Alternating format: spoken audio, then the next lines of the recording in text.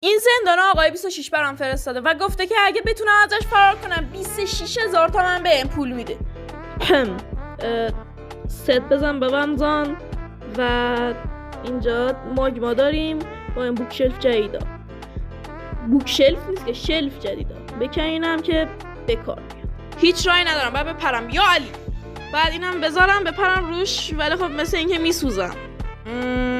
بذار دیگه بیشینم نمیسوزم یا علی. پاشم بکنش امیدوارم که بده. نمیده مثل اینکه ولی خب من تا بوکشلف دارم غم ندارم.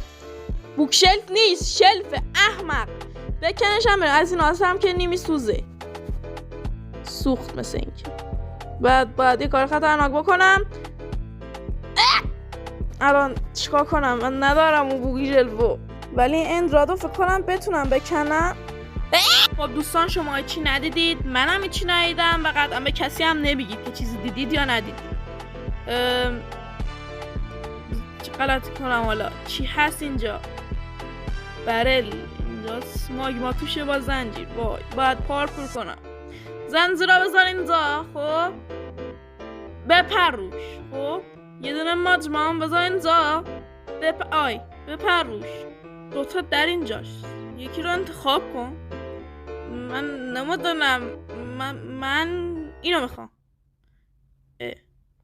در تو دره؟ فکر نکنم. یه صدایی داره میاد. پشتی دره؟